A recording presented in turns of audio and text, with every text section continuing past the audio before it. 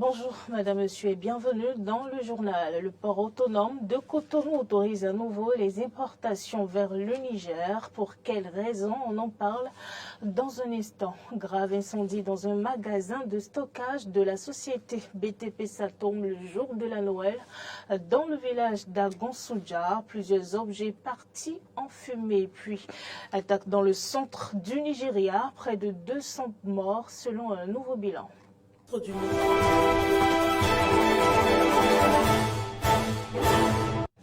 Merci, madame, monsieur, d'avoir pris le rendez-vous de l'actualité sur Eden TV. Le Bénin a levé la suspension des importations de marchandises transitant vers le Niger par le port de Cotonou. C'est par une note circulaire que le directeur général du port autonome de Cotonou a communiqué l'information. À l'en croire, cette mesure a été prise au regard de l'amélioration substantielle des conditions opérationnelles de traitement des marchandises au port de Cotonou, notamment la réduction du taux de congestion. Il est procédé à la levée de la mesure relative à la suspension au port de Cotonou des importations des marchandises à destination du Niger. Par conséquent, la précédente note portant interdiction d'importation des marchandises à destination du Niger est annulée. Un choix qui vient consolider les liens entre les deux pays voisins 5 mois après les sanctions de l'organisation régionale suite au coup d'État du 26 juillet dernier. Les résultats de l'évaluation terminale de l'alphabétisation sont disponibles depuis mardi. Le directeur de l'alphabétisation et de la promotion des langues nationales, Charles-Maximin Kodjia, ayant lui-même procédé le 16 décembre dernier au lancement officiel de la dite évaluation en présence du représentant du ministre de l'Enseignement secondaire, de la formation technique et professionnelle, dévoile devant la presse les statistiques tout en rappelant les conditions d'organisation de cet examen qui évalue le niveau de connaissance des langues nationales des personnes inscrites dans les centres d'alphabétisation. Écoutons ici le directeur de l'alphabétisation et de la promotion des langues nationales. Les évaluations ont lieu dans les 7 départements sur 77 communes et en 13 langues totales. Dans la Takoma, nous avons le Wama, nous avons le Nateni, le Ditamere, le Batonou et le Fufundé. Dans la Donga, nous avons le Dendi, le Yom, le Fufundé et le Yoruba. Dans le Borgou, nous avons le Dendi, le Yom, le Fufundé et le Batonou. Dans la Lebouri, le Dendi, le Batonou et le Fufundé. Dans l'Ouémé, nous avons le Gombe et le Fongbe. Dans le Plateau, nous avons le Yoruba et le Gombe et le Fongbe. Et dans l'Atlantique, nous avons le Fongbe. Dans le littoral, le Fongbe. Dans le Koufo, nous avons Adjabé et le Fongbe. Dans le Mono, Gengbe, Adjabé, Fongbe et Sahwebe. Et dans les collines, nous avons le Yoruba et le Fongbe. Et dans le Zou, nous avons le Fongbe. Nous avons eu au total 5695 inscrits. Alors, sur les 5695 inscrits, nous nous sommes retrouvés avec 5670 qui ont composé. Et nous pouvons dire que les femmes ont participé pour 72% et les hommes 70%. Et au terme de la délibération, je vais vous donner les résultats globaux. Eh bien, dans la Takora, le nombre de centres, c'est 15. Inscrits, nous avons 503, 298 femmes et 205 hommes. Évalués, 370. Absents, 133. Admis, 358. Dans la Donga, le nombre de centres, c'est 9. Inscrits, nous avons 283. Évalués, 220. Absents, 63. Admis, 220. Nombre de centres évalués dans le Borgou, 18. Inscrits 450. Évalués 347. Absents 103. Admis 342. Dans la Liborie, inscrits 265. Évalués 195. Absents 70. Admis 195. Ça veut dire que vous avez constaté comme moi qu'il y a certains qui sont absents. Absents parce que c'est la période de travaux champêtres, sans oublier aussi qu'il nous sommes en décembre, les artisans dans les ateliers, les patrons ne veulent pas les laisser. C'est pour cette raison que nous allons nous organiser les années à venir pour que les évaluations aient lieu en juin. Dès que ça a lieu en juin, réellement notre réforme a pris sa forme et elle va avancer. Mais nous demeurons optimistes, je suis convaincu que ça va bien se passer les années à venir. Un incendie a ravagé un magasin de stockage de la société BTP Satom le jour de la Noël à Kassato dans le village d'Agonsoudja. Les pièces de réchange d'engins et autres objets sont parties en fumée. Carnot François Rongbélé-Rinton était témoin des faits. Suivez son récit. Les populations d'Agonsoudja dans l'arrondissement d'Akassato, commune d'Abomey-Calavi, ont fêté autrement la fête de Noël ce lundi 25 décembre 2023. Et pour cause, un incendie a ravagé le magasin de stockage de la société de BTP Satom installé dans la zone. Pendant que le feu consumait tout sur son passage, la venue des soldats du feu n'a pas été immédiate selon les témoins rencontrés. La base de Satom a pris feu depuis 13 heures. J'étais allé même à Calavi dans leur base, on m'a dit que Calavi ne travaille pas.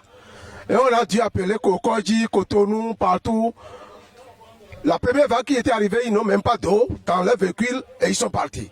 Depuis 13 heures, le feu fait des ravages, des dégâts matériels et corporels même dans la zone. Il faut que les gens de la Satom n'ont qu'à prendre précaution à leur maison dans notre quartier ici. Sinon, là, c'est pas bon. Depuis 13 heures, la population en a marre. Les dégâts matériels causés par l'incendie dont la cause est restée inconnue ne sont pas négligeables car il s'agit d'un magasin d'environ 100 mètres carrés dans lequel est stocké des pièces de rechange d'engins et d'autres objets de la société de bâtiment des travaux publics Satom. Le feu est en train de faire des dégâts dans la zone. On n'a pas de courant, il n'y a rien dans le quartier. Donc, du coup, je suis en train de voir que là, au niveau de la prestation, il manque beaucoup de choses. Il manque beaucoup de choses. On ne peut pas en train de payer des impôts et dans cette condition, là, on reste dans cette condition, c'est pas la peine. Même si on ne dénombre pas de pertes en vies humaines, il va falloir plus de précautions pour éviter ces genres de drames à l'avenir. Et parlons football, la 6e édition du tournoi organisé par le réseau des journalistes de sport du Bénin, présidé par René-José Sagbo, avec le soutien du Fonds national pour le développement des activités de jeunesse, sport et loisirs, a connu son épilogue mardi. Regroupant 4 organes de presse, dont Nagra FC de l'ERTB, Eden TV, Le Héros et Le Révélateur, la compétition s'est achevée avec le sacre de Nagra FC de l'ORTB qui conserve son titre en s'imposant en finale devant Eden TV sur le score de 4-3. Le reportage d'Arthur Endo.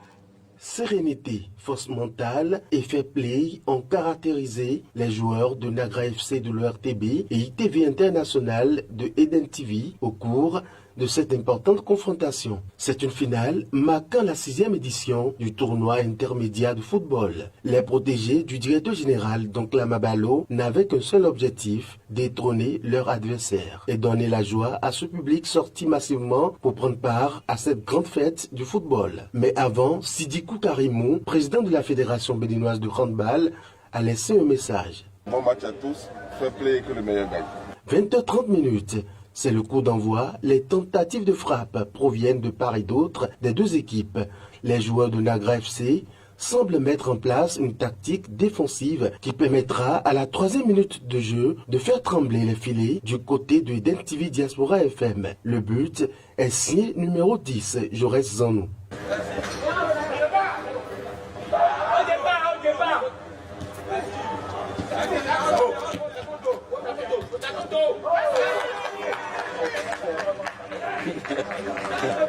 Les coéquipiers s'engagent dans un match offensif avec plusieurs touches de balle et plusieurs tentatives. La cage est bien encerclée car Nagra FC avait soif de mettre un peu plus tôt un deuxième but. C'est pendant ce temps que Eden TV se réveilla, multiplie les occasions et effraie de temps à autre le gardien de Nagra. Nous sommes à la 13e minute de jeu. Une mauvaise passe d'un joueur d'Eden TV a permis à cet attaquant de Nagra FC, toujours le numéro 10, Joreth Zanou, de doubler la mise pour Nagra FC, 2-0.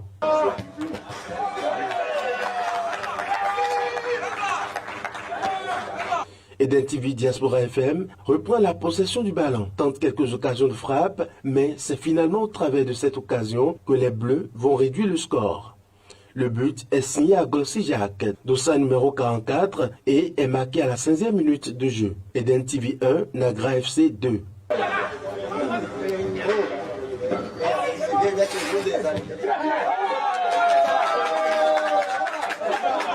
Les occasions se multiplient, le jeu pas très défensif des deux côtés. Quelques instants après, Nagra FC garde le ballon dans son camp pendant une bonne minute. Et puis c'est la mi-temps. Au retour, sur une faute commise sur l'un des joueurs de Nagra FC, l'arbitre accorde un coup franc au joueur de l'OITB qui en profite pour alourdir le score qui devient 3-1. Il est signé cette fois-ci Deguenon Prosper et est marqué à la 29e minute.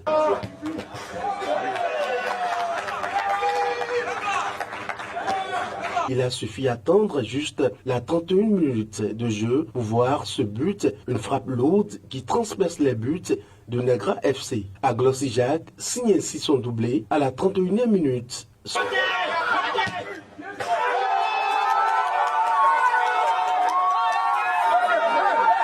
Nagra FC, quelques minutes après, un 4e but, le but décisif à la 50e minute. C'est un doublé de Deguenon Prosper.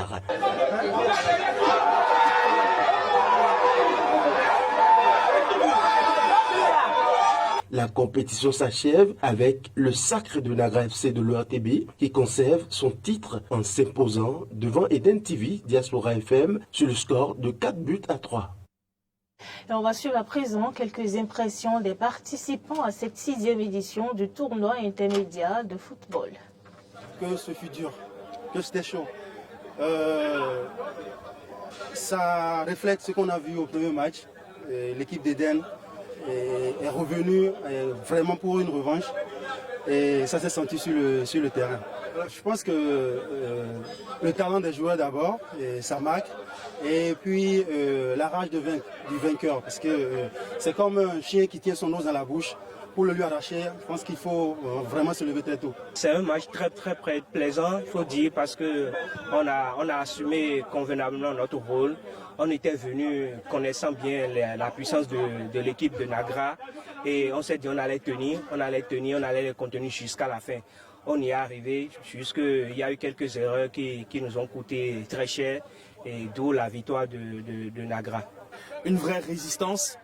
Ils ont vraiment joué en équipe, ils ont mis surtout de l'impact parce que c'est là aussi que ça s'est joué. On a joué un premier match où forcément il n'y avait pas autant d'intensité, mais sur cette finale, on a vu que vraiment Eden TV a joué avec du cœur, avec beaucoup de détermination, avec beaucoup de motivation. Je ne sais pas le discours que les responsables ont tenu.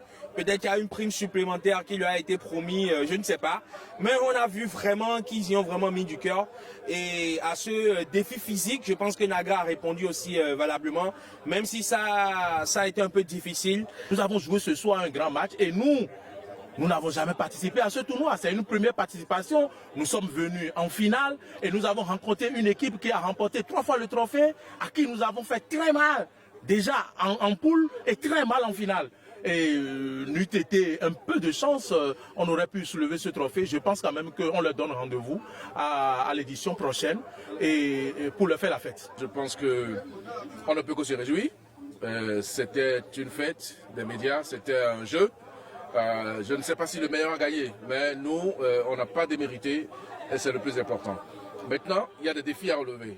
Le premier défi, c'est de maintenir l'équipe, de travailler tous les jours. Et déjà, je peux vous dire que nous prenons l'engagement de le faire puisque nous avons fait un contrat avec un centre de jeu dans notre zone, vers Glodibé, pour nous entraîner régulièrement. Les objectifs ont été atteints parce que déjà, c'était le brassage entre les confrères de la presse leur permet de pouvoir s'amuser, se défouler en dehors des rédactions et à travers un jeu, le football, On le fait déjà depuis 6 éditions et je pense que s'il plaît à Dieu, nous allons poursuivre.